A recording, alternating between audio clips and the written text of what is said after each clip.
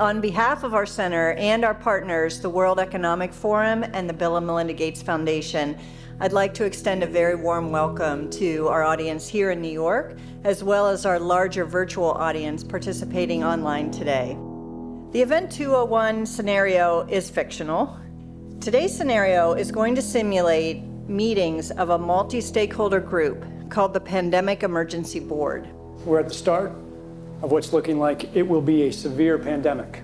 And there are problems emerging that can only be solved by global business and governments working together. There's been some conspiracy theories that are around about the potential that pharmaceutical companies or the UN have released this for their own benefit. And maybe this is a time for us to showcase some cases where we are able to bring forward some bad actors and leave it before the courts to decide whether they have actually spread some fake news. A new coronavirus. Infected people got a respiratory illness with symptoms ranging from mild flu-like signs to severe pneumonia. In related news, a significant demand for personal protective equipment like N95 masks and gloves are on the rise. Patients are overwhelming healthcare facilities. People are avoiding public spaces out of fear of infection and in compliance with public health recommendations. Our U.S. affiliate has just released polling results on public expectations for a vaccine, and 65% of those polled are eager to take the vaccine, even if it's experimental. I am not optimistic about having the vaccine in time to be relevant during this pandemic. With enough money and political will, anything is possible. Penalties have been put in place for spreading harmful falsehoods, including arrests. If the solution means controlling and reducing access to information, I think it's the right choice. The world saw large-scale protests and in some places riots. This led to violent crackdowns in some countries and even martial law. The public lost trust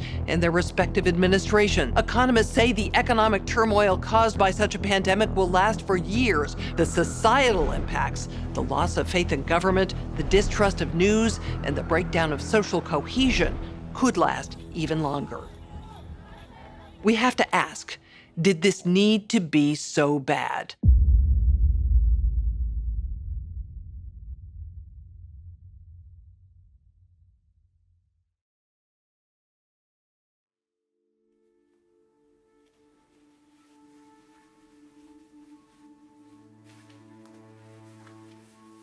I'm the developer of Linguistic Genomics, which was the first platform on which you could determine the intent of communication rather than the literal artifact of communication. But we've also used that technology for a number of other applications in defense and intelligence and finance, and most notably, in the early 2000s, my company was responsible for bringing down what was, at the time, one of the largest tax frauds in US history. We maintained a series of inquiries into every individual, every organization, and every company that is involved in anything that either blurs the line of biological and chemical weapons or crosses that line in any of 168 countries. In 1999, there were 1 million patents digitized by IBM. And those 1 million patents were the first time human innovation had been put into an electronic digital searchable format. We took that information and we did a very simple exercise using our linguistic genomics technology, where I made the horrific assessment that approximately 1/3 of all patents filed in the United States were functional forgeries, meaning that while they had linguistic variations, they actually covered the same subject matter. In 1999, patents on coronavirus started showing up, and thus began the rabbit trail. March 2003, panic grips Hong Kong as a deadly new virus sweeps through the city. In 2003, the Center for Disease Control saw the possibility of a gold strike, and that was the coronavirus outbreak that happened in Asia. They saw that a virus they knew could be easily manipulated was something that was very valuable, and in 2003 they sought to patent it. And they made sure that they controlled the proprietary rights to the disease, to the virus, and to its detection, and all of the measurement of it. We know that Anthony Fauci, that Ralph Baric, that the Center for Disease Control, and the laundry list of people who wanted to take credit for inventing coronavirus were at the hub of this story. From 2003 to 2018, they controlled 100% of the cash flow that built the empire around the industrial complex of coronavirus. The World Health Organization has officially named the novel coronavirus the novel coronavirus outbreak. The World Health Organization is a pandemic, an international public health emergency. While we know that the coronavirus manipulation started with Dr. Ralph Baric in 1999. The major characteristics of SARS, MERS, and SARS coronavirus 2, it's a good way for you... Ralph Baric is the researcher at the University of North Carolina, Chapel Hill, who's famous for his chimeric coronavirus research. In 2002, there was a recognition that the coronavirus was seen as an exploitable mechanism for both good and ill. On April the 25th, 2003, the U.S. Center for Disease Control filed a patent on the coronavirus transmitted to humans. Under 35 U.S. Code Section 101, nature is prohibited from being patented. Either SARS coronavirus was manufactured, therefore making a patent on it legal, or it was natural, therefore making a patent on it illegal. If it was manufactured, it was a violation of biological and chemical weapons, treaties, and laws. If it was natural, filing a patent on it was illegal. In either outcome, both are illegal. In the spring of 2007, the CDC filed a petition with the Patent Office to keep their application confidential and private. They actually filed patents on not only the virus, but they also filed patents on its detection and a kit to measure it. Because of that CDC patent, they had the ability to control who was authorized and who was not authorized to make independent inquiries into coronavirus. You cannot look at the virus, you cannot measure it, you cannot develop a test kit for it.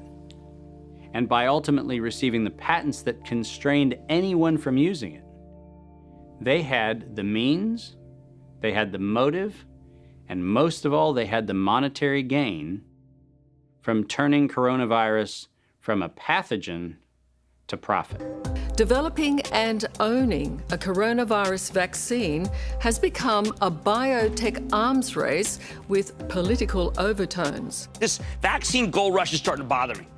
Gold rush. Let's keep that in mind. And so somewhere between 2012 and 2013, something happened. The federal funding for research that was feeding into places like Harvard, Emory, University of North Carolina, Chapel Hill, that funding suddenly became impaired by something that happened at the NIH, where the NIH got this little tiny moment of clarity and said, I think something we're doing is wrong. And in 2013, the NIH said, gain-of-function research on coronavirus should be suspended. The National Institutes of Health had a moral and social and potentially legal reason to object to research. But the letters that were sent to the researchers essentially said, you are receiving notice that we're telling you to stop. And now on the bottom of the page, we're going to clarify what stop means. Keep going. But when the heat gets hot in 2014 and 15, what do? You offshore the research. You fund the Wuhan Institute of Virology to do the stuff that sounds like it's getting a little edgy with respect to its morality and legality. But do you do it straight way? No. You run the money through a series of cover organizations to make it look like you're funding a U.S. operation, which then subcontracts with the Wuhan Institute of Virology. The U.S. could say, China did it. China could say, the U.S. did it. And the cool thing is, both of them are almost telling the truth. Where did the coronavirus come from? There is a new investigation into its origins. U.S. intelligence officials tell NBC News that they are examining whether the virus accidentally came from a Chinese lab. Chinese officials pushing back against that claim on Thursday, tweeting that it might be the U.S. Army who brought the epidemic to Wuhan. I was the first person in the world to look at an epidemic and study its characteristics and prove that it was due to biological warfare and was not a natural occurrence. So I published that 28 years ago. Early in this pandemic, I did not think the coronavirus was a natural occurrence from bats. I feel quite convinced that this was a laboratory-designed organism. There have been hundreds and hundreds of leaks from high-containment laboratories that do research on pathogenic coronaviruses and other potentially lethal organisms. I was particularly interested in a paper that came out in Nature Medicine by 5 scientists claiming, and it was definitely a natural occurrence rather than a lab construct. But the arguments they used did not hold water. They didn't really make a lot of scientific sense. And yet all kinds of very important people started parroting what this paper said. And so that, of course, got me scratching my head saying, why are these people risking their reputation when it's obviously illogical, doesn't hold water? Somebody must have made them publish this, and somebody must have told these other people that they have to say it's a great piece of science. You were quoted as saying it was a meticulous job done professionally. It could be done by somebody very expert in molecular biology, I think. Et c'est pas naturel, c'est ce que vous voulez dire? Non, ce n'est pas naturel, c'était un travail de professionnel, un travail de biologiste moléculaire. C'est un travail très minutieux, on peut dire d'horloger, on peut dire au niveau des séquences. Mais dans quel but? Dans quel but, ça n'est pas clair. Moi, j'expose, si vous voulez, mon travail, c'est d'exposer les faits, c'est tout. See, the problem with all of this is the evidence is right in front of our face.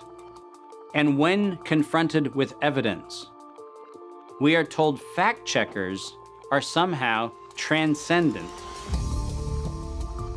The pace of our modern world makes it nearly impossible for working people to research the events and policies that shape their lives.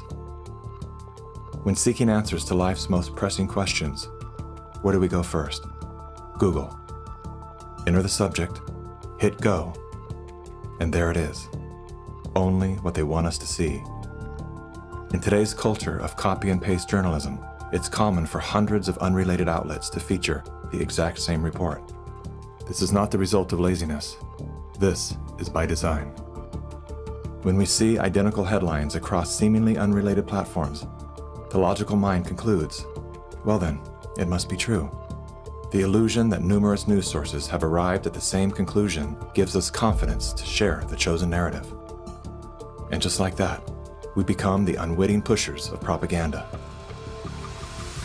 Search engines are the holy grail for those seeking to control the narrative.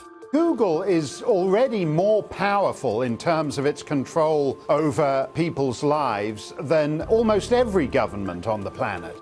As the most influential search engine in the world, through its ubiquitous reach, Google has more power to influence U.S. elections than any foreign nation. You testified before this committee.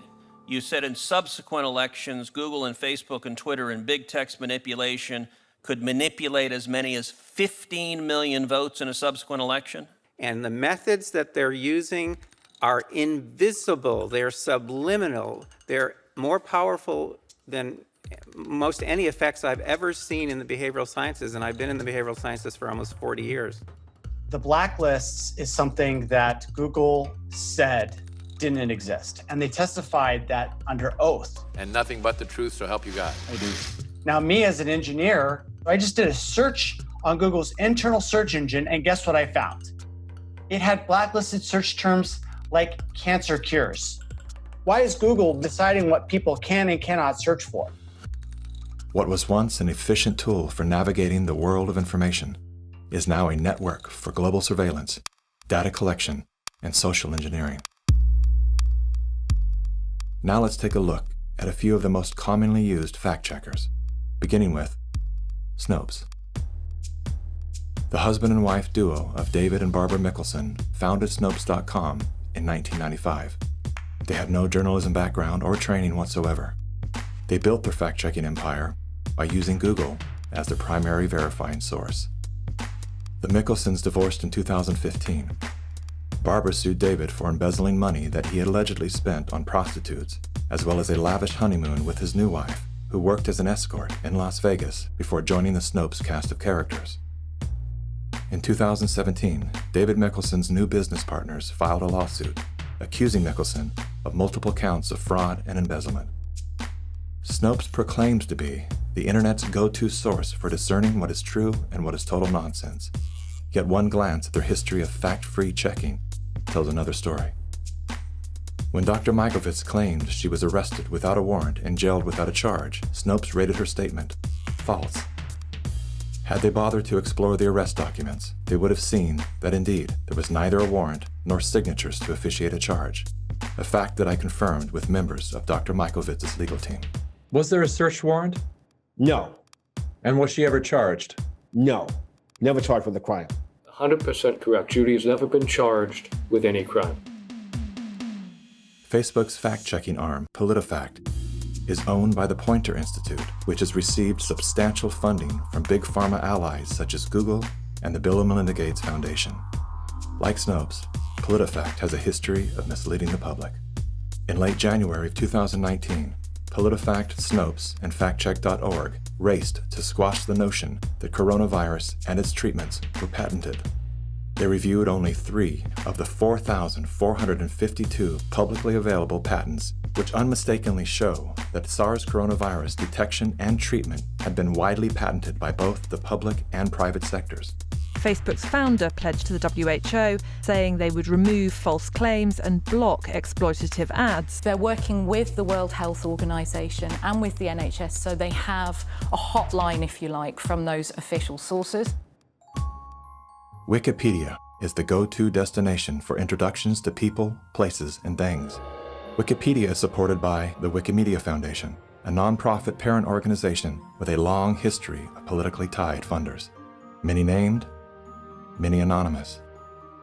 What exactly does a Wikipedia donor receive in exchange for their generosity? What began as an unbiased open-source platform is now weaponized to undermine the work and reputation of anyone deemed a threat to its stakeholders. And once they smear you, they lock you out from making corrections to your own bio. In summary, most independent fact-checkers are neither independent nor factual. Simply put, they are political spin machines.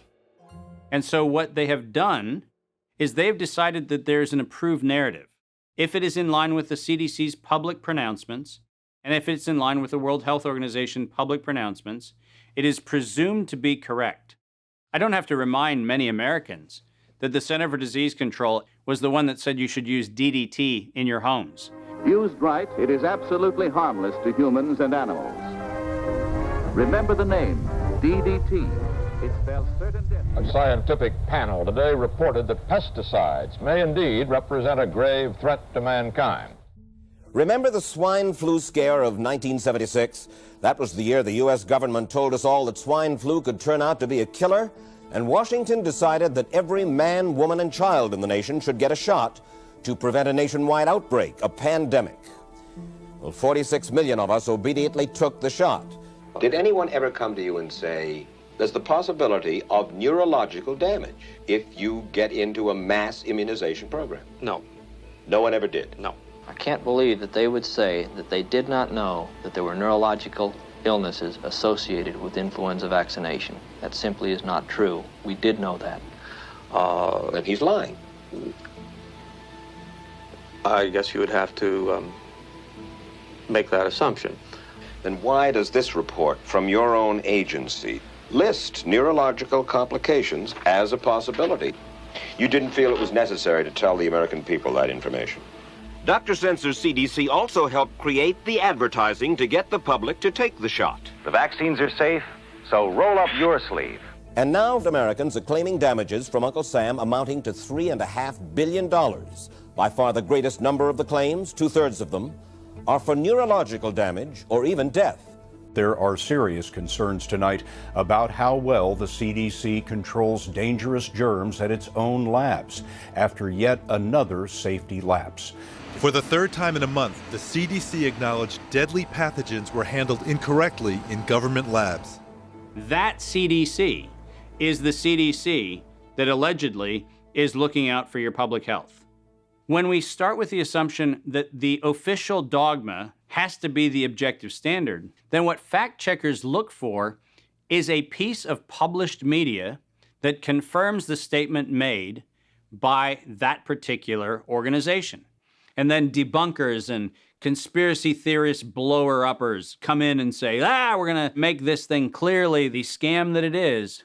Every media outlet that is in the public media right now has planted evidence, and they have re-ranked pages. So if you look today at face mask wearing, and if you look today at social distancing studies, you will see the studies that used to be number 1, number 2, number 3 on the pages of PageRank search don't exist anymore. And what is there are studies that wind up having headlines that support the common narrative. They're planting evidence to back into the narrative of the story that they're looking for. Because it turns out that after every single effort to disrupt the electoral process has failed, you suddenly have nature's gift, COVID-19. You're going to be hearing more about advanced guidelines. Because if you can keep people from assembling, guess what they're not talking about? They're not talking about the issues of the campaign. If you can keep people in their homes, the only source of information that you can have is what you curate for them. Now I know how to target my electorate. They're in the only place I allow them to be, being fed the only message I'm allowing them to hear, through a media that I control.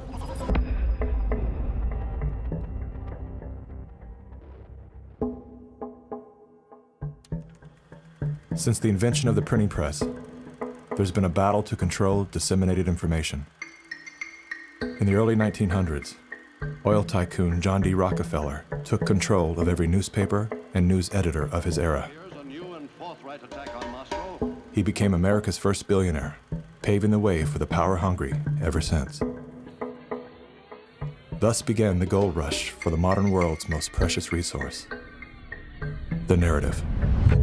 Do you have any people being paid by the CIA who are contributing to a major circulation American journal?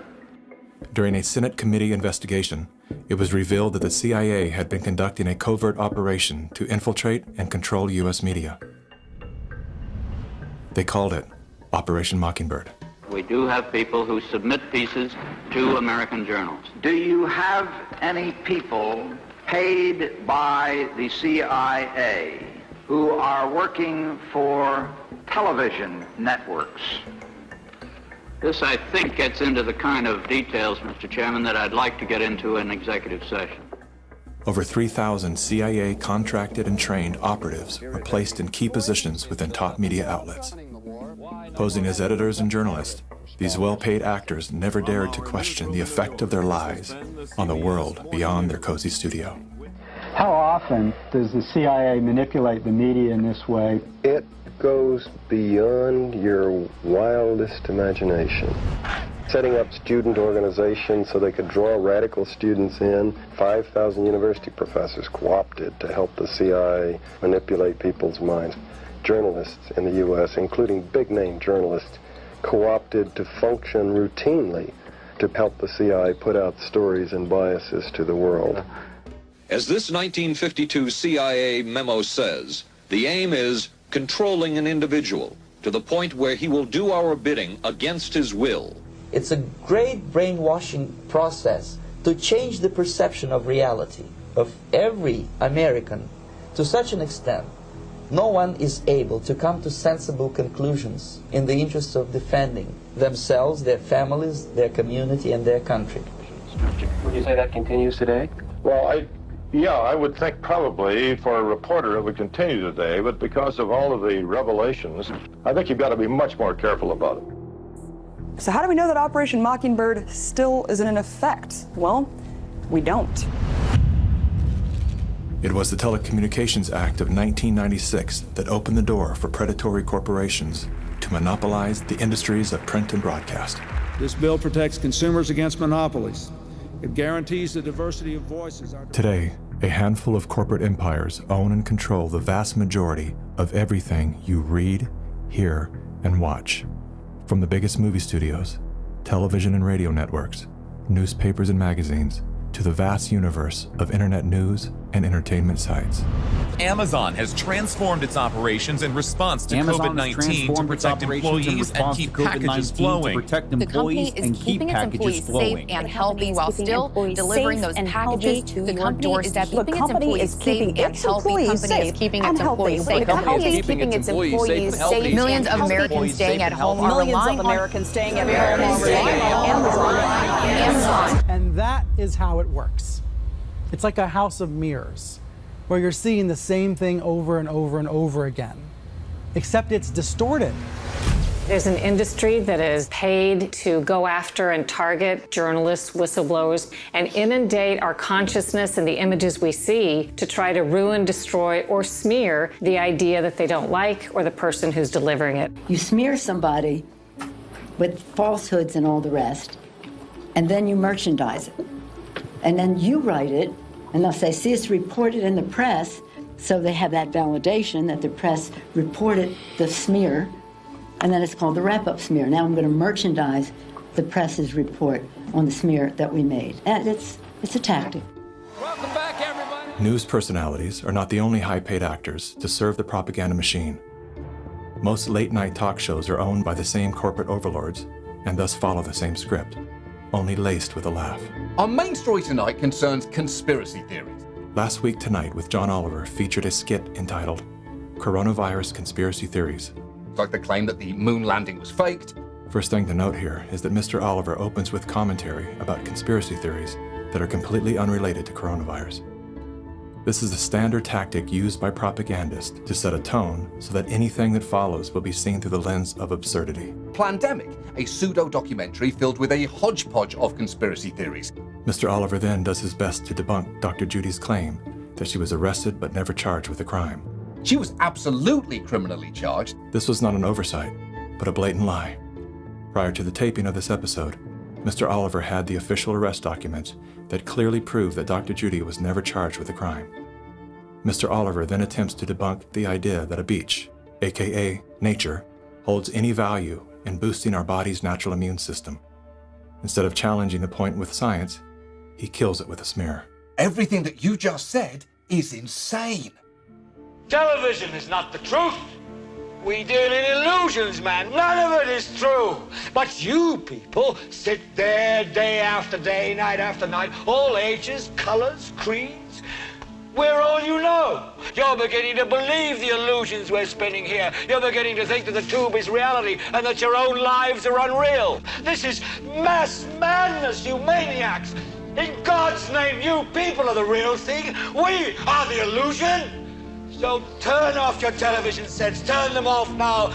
Turn them off right now. Turn them off and leave them off. Turn them off right in the middle of the sentence I'm speaking to you now.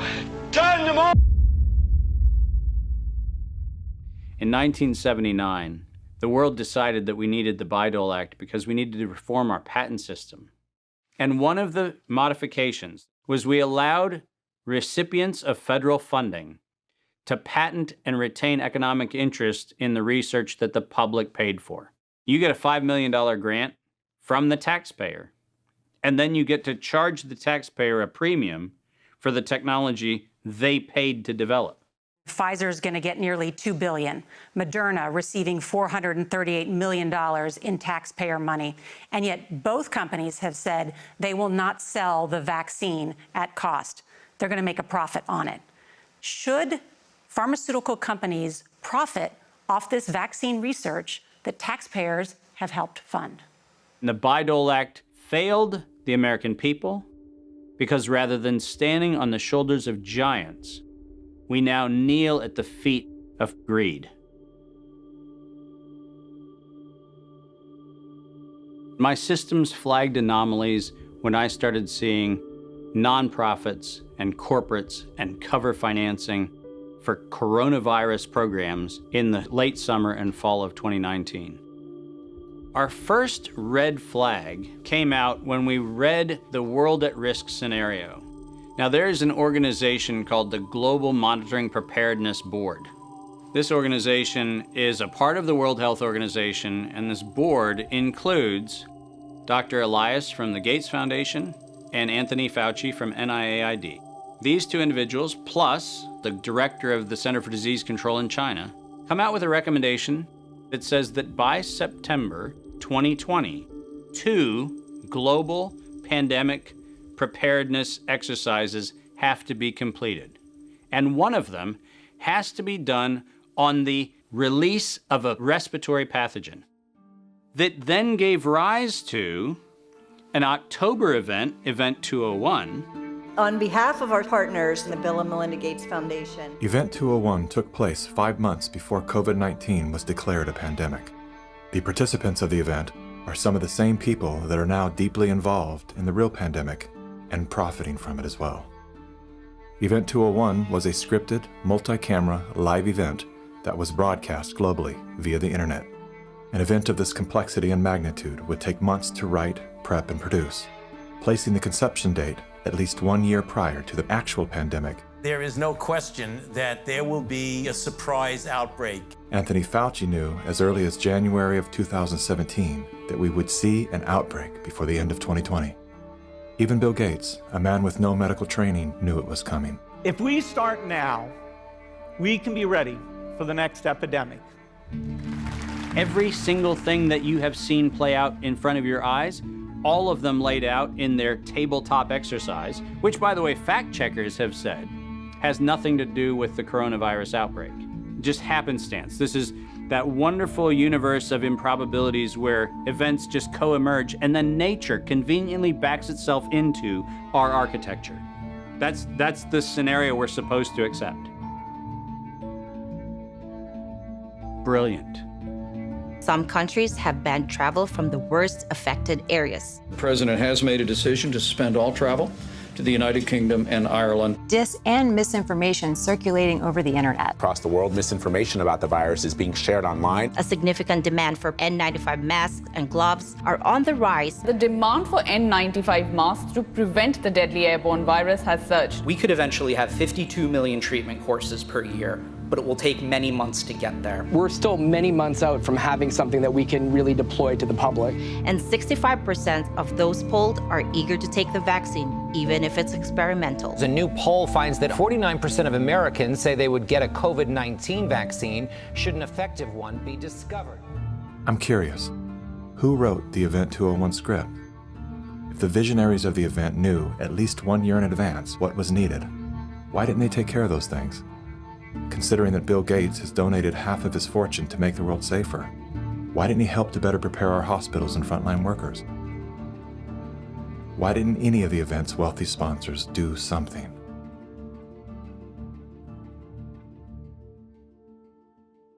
Now here we are. You know, we didn't simulate this, we didn't practice. On behalf of our partners in the Bill and Melinda Gates Foundation. So both the health policies and economic policies, we find ourselves in uncharted territory.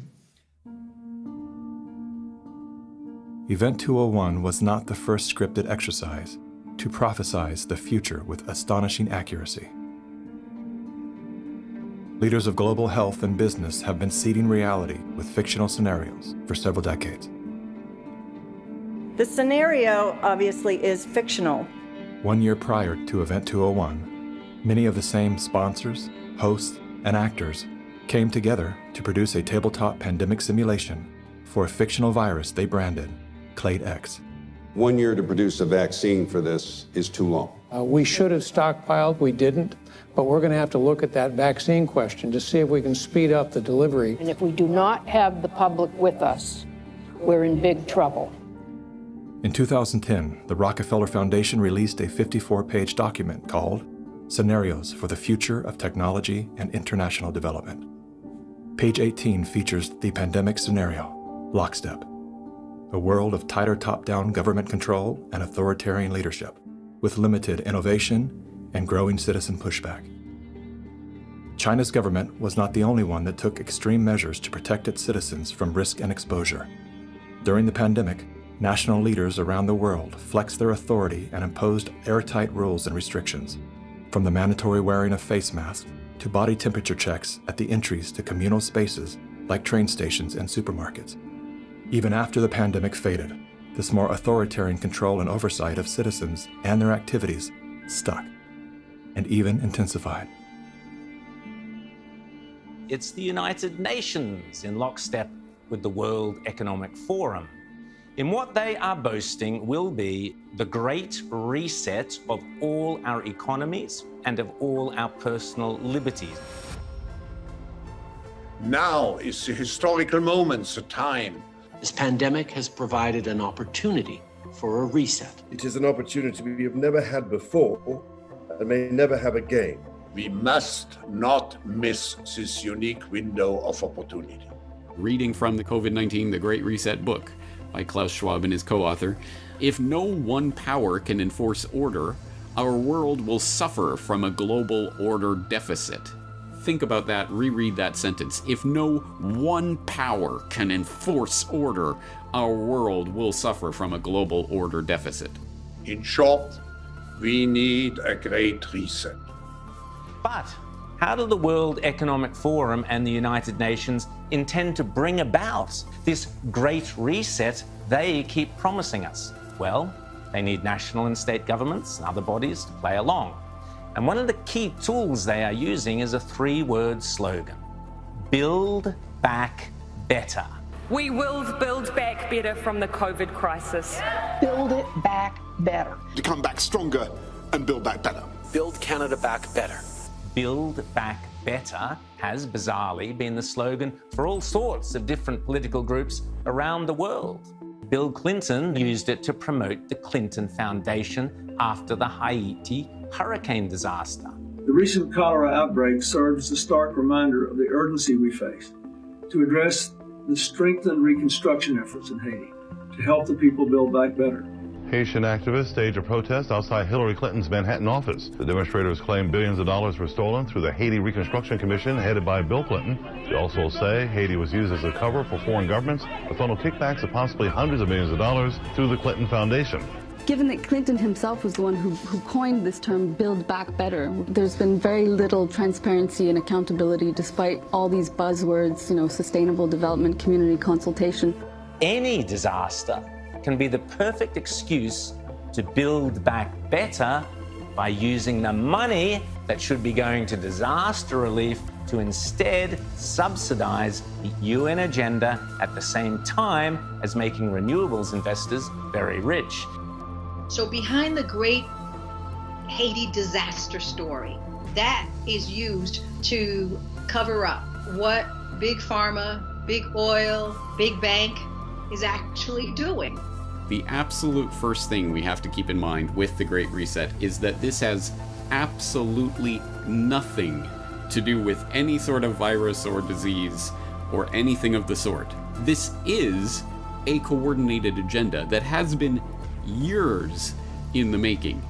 This isn't meant to end. The so-called Great Reset, which is deliberately designed to strip away your liberties and your rights using the tools of oppression and the opportunity provided by the COVID pandemic. Here we are now with an economy in crisis, but with an incredible opportunity, not just to build back to where we were before, but better. It designed your cute and adorable pal Grover with a message for listeners of the Great Reset. I know a thing or two about resetting. I reset my alarm clock every morning. But you are talking about resetting the entire world.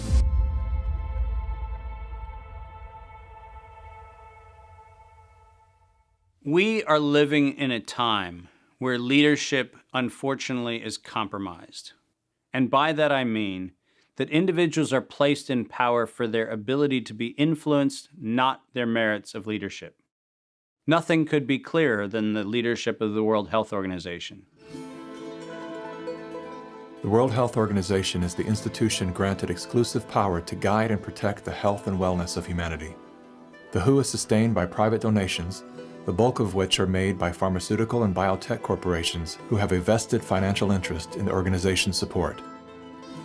In 2017, The Associated Press reported that the WHO routinely spends about $200 million a year on travel expenses, more than what it spends to fight some of the biggest problems in public health, including AIDS, tuberculosis, and malaria combined. The WHO's repeated issuing of inaccurate and bad advice is not merely the result of incompetence, but rather the direct result of the Communist Party of China deliberately buying out WHO's leadership. On the nomination of the Executive Board, appoints Dr. Tedros Adhanom Ghebreyesus as Director General of the World Health Organization. Tedros Ghebreyesus is the World Health Organization's first Director General that isn't a medical doctor. No Tedros for WHO! No Tedros for WHO!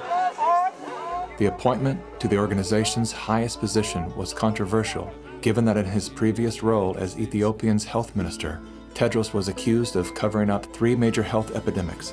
Tedros is no stranger to controversy. As a former Minister of Health in Ethiopia, he has been accused of an alleged cover-up of 3 possible cholera epidemics. Prior to his appointment, Tedros was a high-ranking member of the Tigray People's Liberation Front, a brutal and corrupt political group responsible for crimes against humanity, including bombings, kidnappings, tortures, and killings. How does a man with such a controversial past score the top position at the world's most influential health organization? I have known Bill and Melinda for many, many years now. While serving as Ethiopia's health minister, Tedros became intimately intertwined with both the Gates Foundation and the Clinton Foundation. The health minister of Ethiopia, one of the ablest public servants I ever worked with. With the backing of the 2 most powerful foundations on earth and the full support of the Communist Party of China, Tedros was a shoo-in. We will have many body bags in front of us if we don't behave.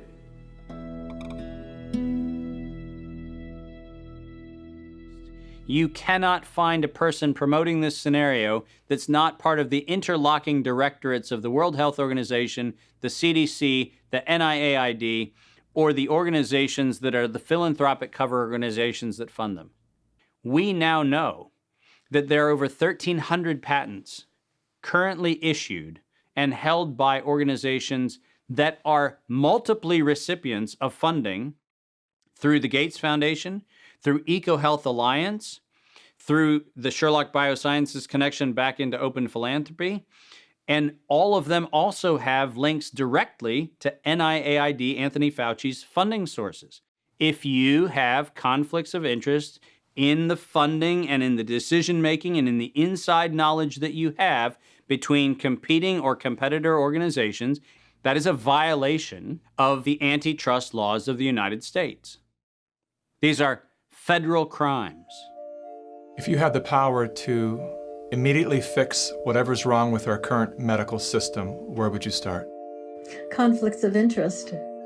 About 40 or 50 years ago, pharmaceutical CEOs actually went to jail if they knowingly sold a bad product and concealed information about the problems with that product. Since then, all they have done is paid fines. And so selling a product and concealing information about it is okay because paying the fine is considered the cost of doing business.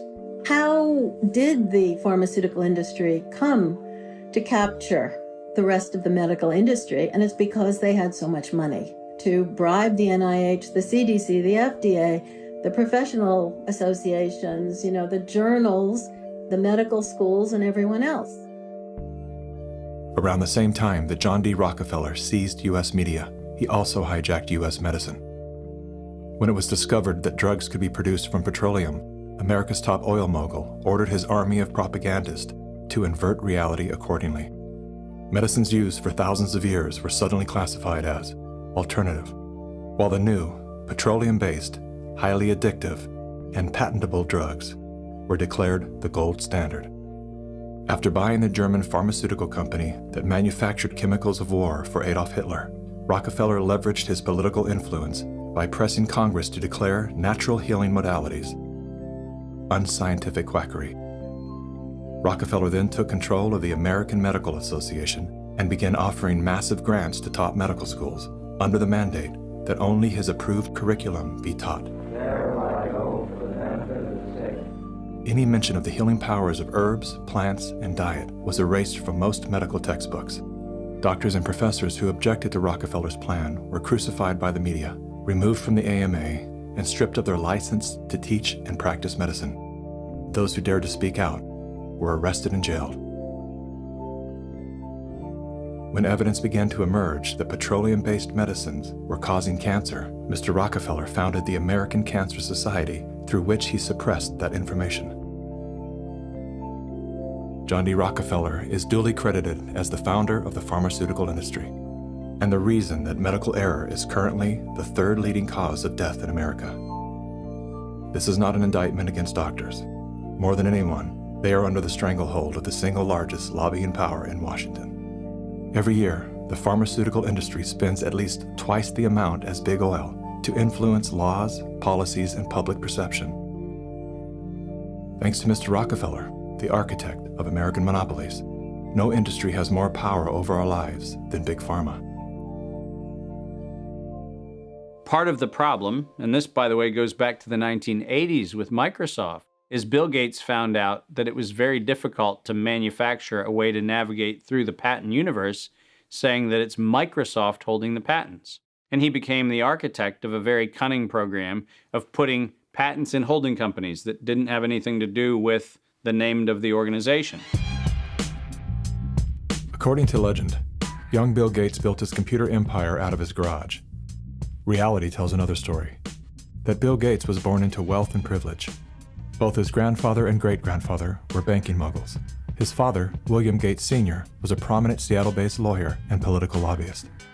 Through his father, Bill Gates learned the ins and outs of law and politics and how to manipulate those governing forces. I'm Bill Gates, chairman of Microsoft. Bill Gates dropped out of college to start Microsoft. He is credited with inventing the operating system that became Windows.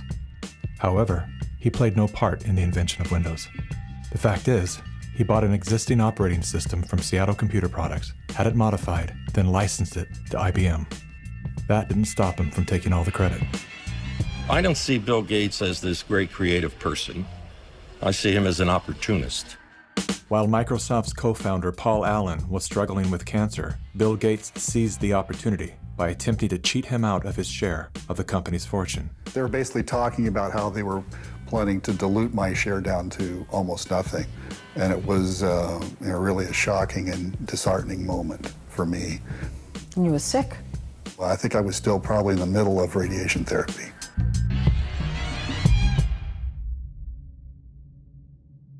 Gates' business strategies came under fire in 1998 when the United States Department of Justice sued Microsoft for antitrust violations. This is tape 3 of the videotape deposition of Bill Gates on September. During the 18-month trial, Gates gave hours of videotape testimony.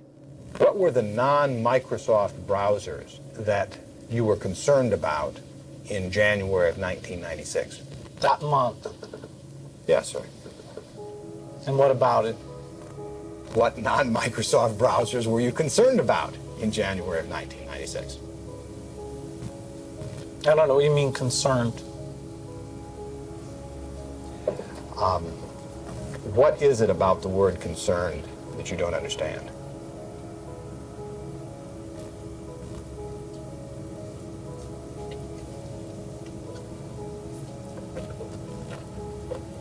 I'm not sure what you mean by it. The Justice Department has charged Microsoft with engaging in anti-competitive and exclusionary practices designed to maintain its monopoly in personal computer operating systems. In a move to overshadow the negative press, Gates invested $100 million to set up the Bill and Melinda Gates Foundation.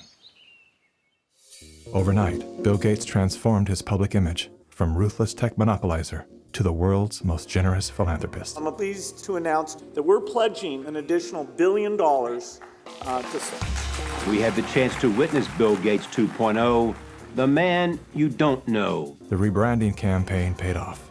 His net worth swiftly doubled, earning Bill Gates the title of richest man in the world. You've invested $10 billion in vaccinations over the last 2 decades, and you figured out the return on investment for that, and it kind of stunned me. Can you walk us through the math?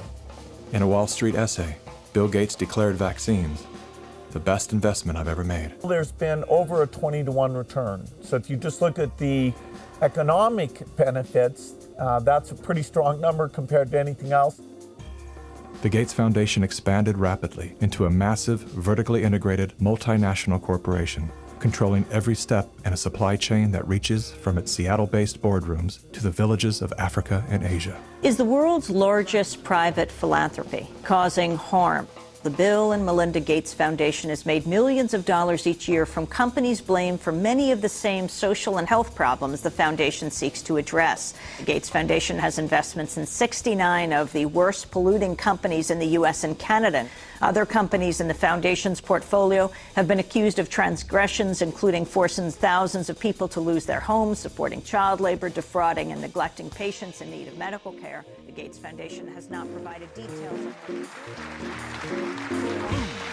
William H. Gates III and Melinda French Gates. As a top donor to both the WHO and the CDC, no one man has more power than Bill Gates to influence and control the health and medical freedom of all people. Normalcy only returns when we've largely vaccinated the entire global population. This will be the new normal until a vaccine is developed. Until we find a vaccine, going back to normal means putting lives at risk. We need to produce it and to deploy it in every single corner of the world. Full vaccination of our children and pregnant women. Development of new vaccines, therapeutics and diagnostics. Before effective vaccines and therapeutics are developed.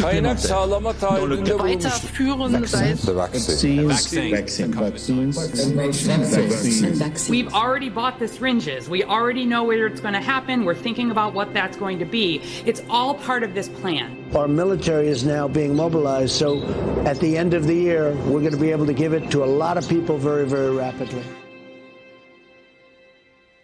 In 1986, President Ronald Reagan signed the National Childhood Vaccine Injury Act, granting total immunity to vaccine manufacturers.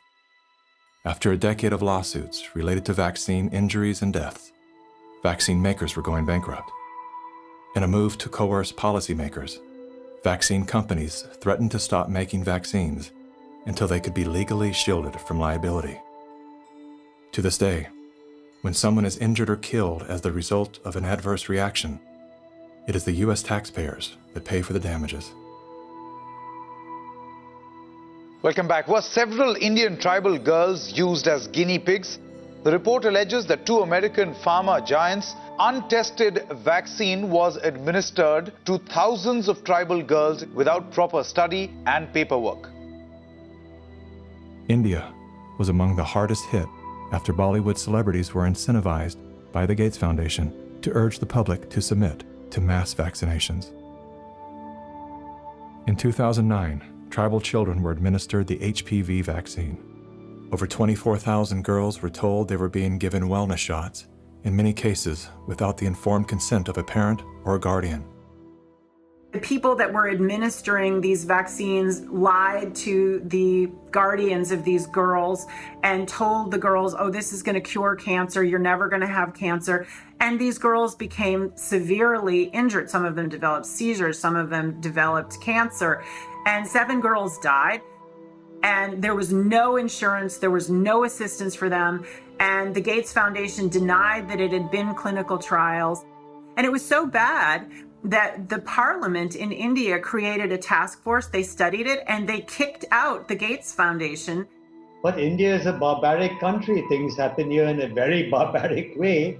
But I was surprised to find an American organization operating in broad daylight, doing things in a very, very, let's say, Indian fashion.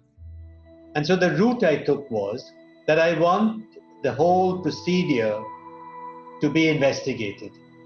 The Indian Parliament formed a committee, and it was to me a rather surprising move because you generally don't often have such a high-level inquiry into matters affecting poor people.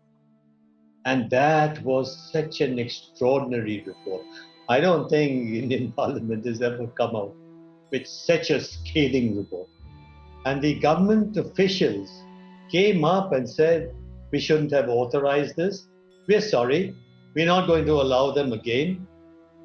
And now they're back doing their same old tricks again.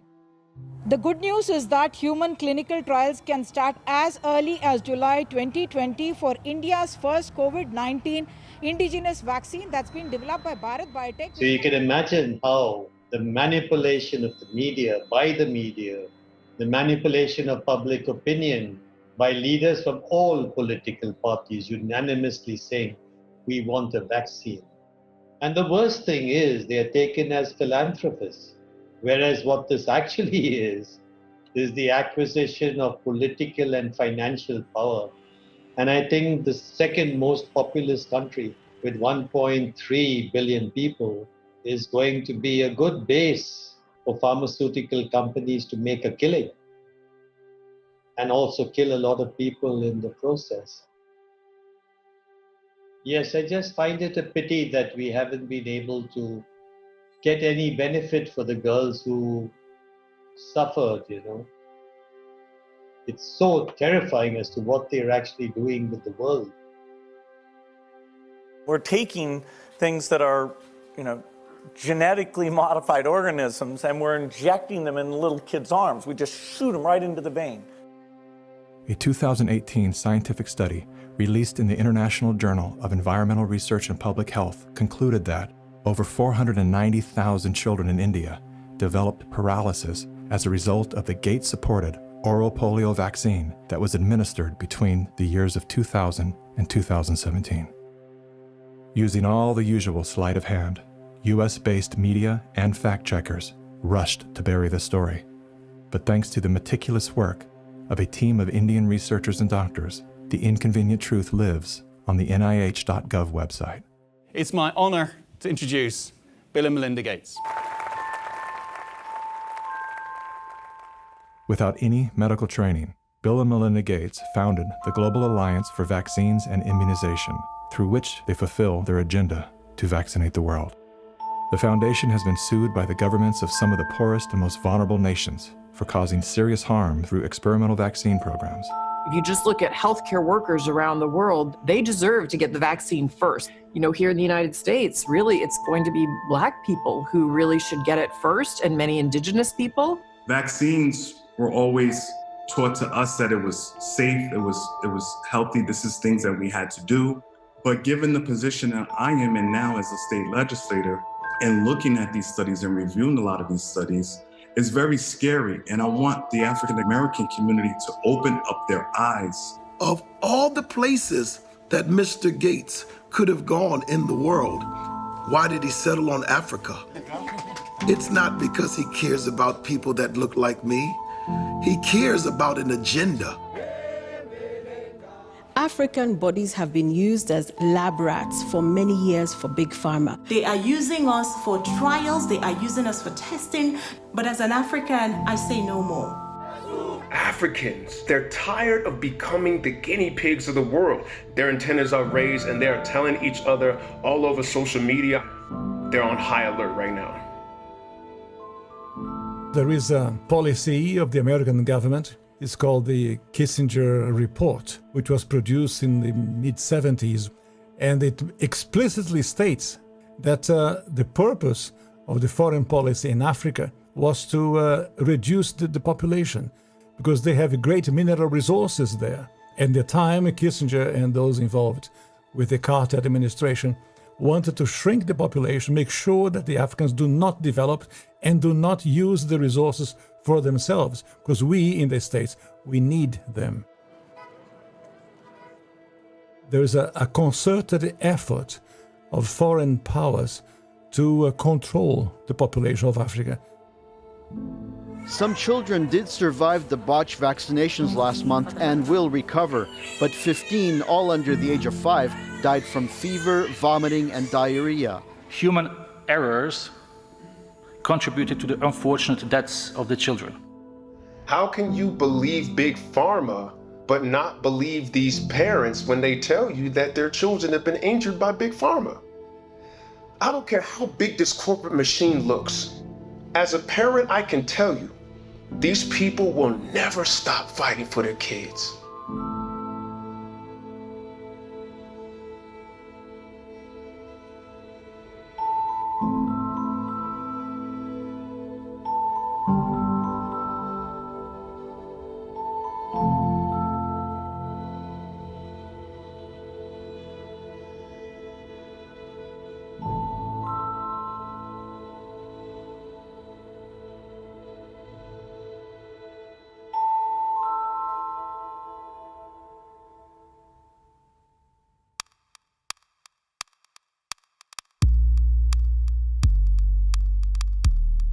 It would take hours to list all of the questionable initiatives that Bill Gates is involved in.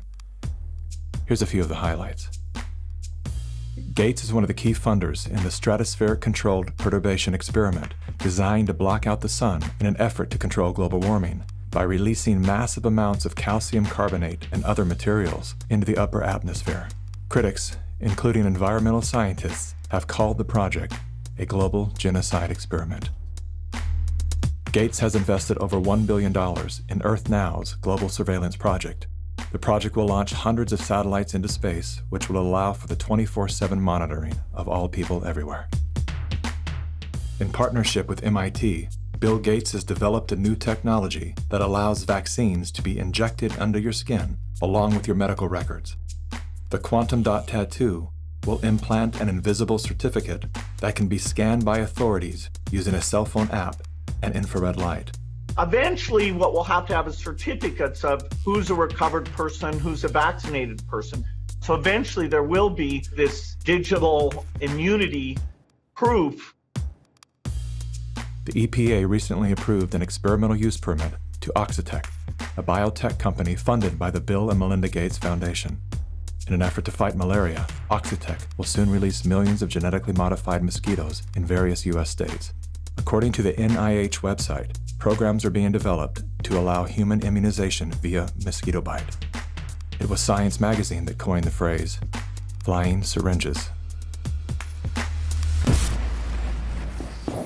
Would you raise your hand, please? Do you solemnly swear the testimony you're about to give in the matter now pending should be the... A shocking new report from the New York Times sheds light on the connection between Microsoft founder Bill Gates and the late Jeffrey Epstein.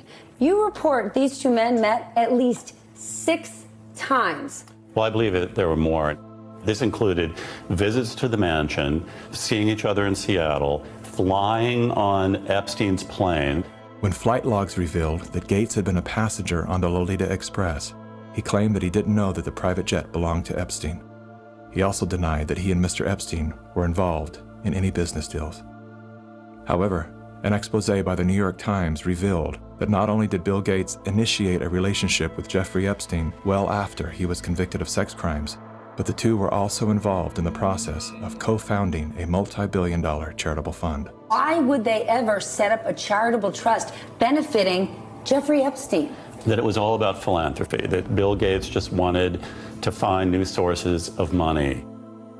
Why would one of the richest men in the world choose to partner with the world's most notorious pedophile? A deeper dive into Epstein's world revealed that the two men had more in common than meets the eye.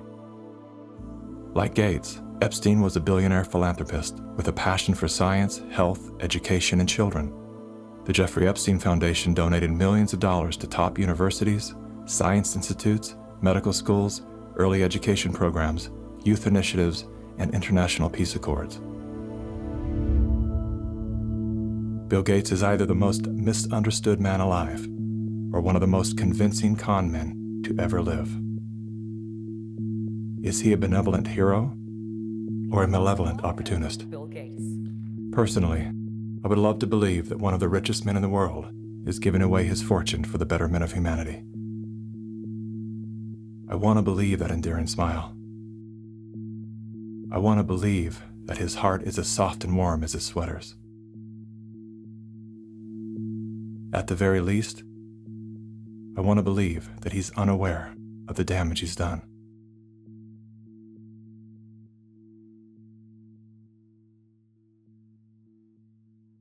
I'm happy to announce that we've discovered a vaccine. We no longer have to live in fear. Everyone can get back to their normal lives.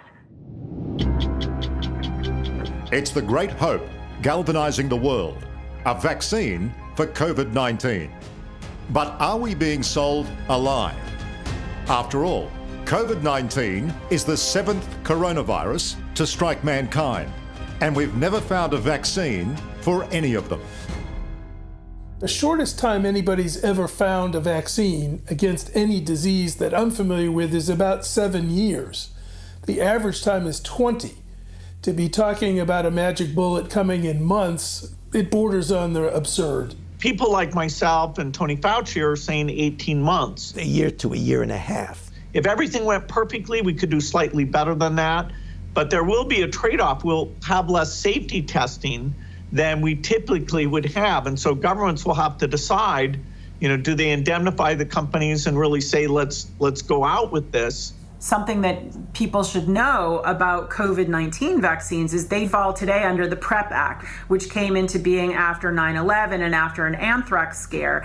And this law gives virtually blanket liability protection. It's basically impossible to get any kind of compensation if you're injured. So people need to understand that if you take COVID-19 vaccines, you are absolutely on your own. If you're permanently injured, if you lose your job, if your healthcare expenses go through the roof, tough luck. Volunteers all across the country began getting shots today as part of the final phase of testing for an experimental vaccine being developed by the NIH and the drug company Moderna. The side effects for the Moderna vaccine sound concerning. We looked. After the second dose, at least 80% of participants experienced a systemic side effect. So, are these vaccines safe? Well, the FDA, not being pressured, will look hard at that. The FDA is the gold standard of regulators, and their current guidance on this, if they stick with that, is very, very appropriate. And the side effects were not super severe. That is, it didn't cause permanent health problems for the things there. Moderna did have to go with a fairly high dose, and so to get the antibodies. This isn't a vaccine story. This is a population management story. If your goal is to make this beautiful earth that we live on an exclusive playground for the entitled few, then populations that get in the way are a problem. And it is the empirical impulses of individuals who have decided that by outranking the rest of humanity, they can dictate upon humanity the conditions of their existence. Now we need to go and look in families to find those people who may be sick and remove them and isolate them. This bill enables the police to enter a home without a warrant. Madam Speaker, the police have never held that power. We will find out who lives in the house. And if it's someone that is refusing, we will definitely consult with our health officer to look into next steps. So the Sheriff's Department and the Health Department showed up at her door with orders for her and her husband to wear ankle monitors. The couple says they never denied self-quarantining. You will no longer be able to leave home. Only one person will be able to go shopping once per day. Recreational activity is now no longer allowed. You will be allowed to have 1 hour of exercise no further than 5 kilometres from your home. Are you serious? Just for not having a mask? For no mask? Are you serious? We will shut you down. We will cite you. And if we need to, we will arrest you and we will take you to jail. You know the old expression about snitches? Well, in this case, snitches get rewards. Some people are ratting their neighbors out, calling the police, but others are turning to the internet, where social distance shaming has gotten ugly. In a time of crisis, trying to force compliance upon a population by making neighbors and friends distrust one another is exactly the opposite tactic we actually need.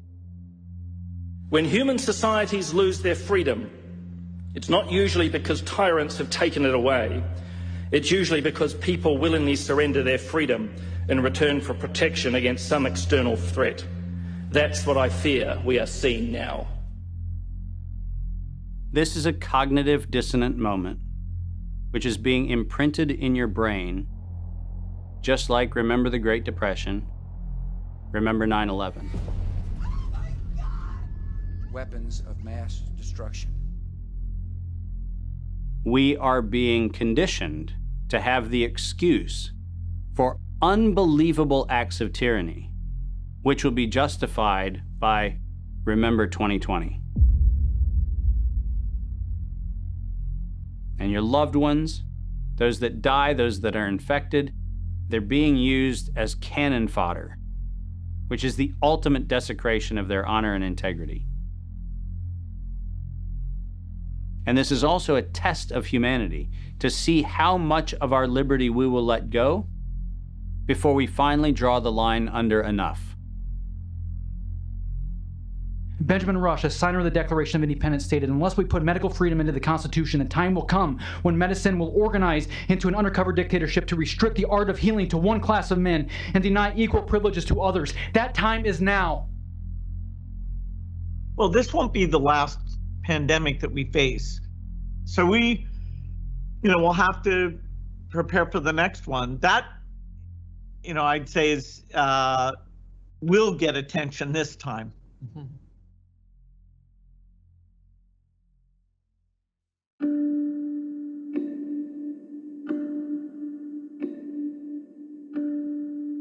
This is not a time for us to go in a mob frenzy, find the perpetrators and haul them into the town square and pillory them. This is a moment for us to recognize that every decision that is being made today by any of the conspiring parties made perfect sense in each increment when each one of those decisions was made. The sum of those incremental steps has led to devastation because they lost touch with their fellow humanity.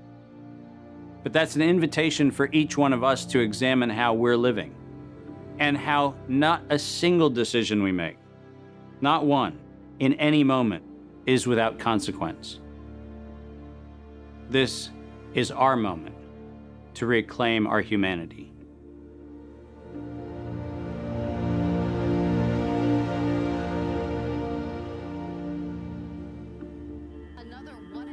Our lives are shaped and guided by stories. The stories we're told become the stories we tell. The more we hear them, the more we believe them. When used as a tool, they help us to better understand who we are, where we came from, and where we're going. When used as a weapon, they can be deadly. One of the most dangerous stories we've been told is the one that goes something like this. Humanity is a failed experiment. We are parasites, a cancer, a virus. Human beings are a disease. It is a myth that permeates our movies, our music, our media, and our minds. As they say, repeat a lie often enough, it becomes truth.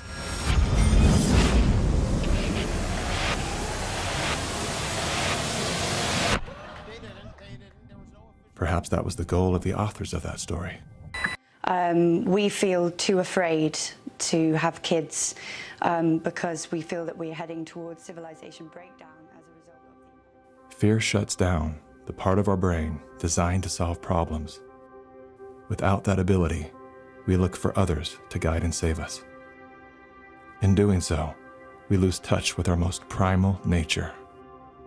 We forget that we are an extension of the most brilliant and resilient ecosystem in the universe. We stop eating food grown from the earth and begin consuming products processed from machines. We trade medicines that heal for drugs that harm. We abandon love and liberty for debt and dependency. The good news is, our story is not over. The climax has yet to come. That moment when the hero rises from defeat, summoning a force they forgot they had. A force within, a force of nature.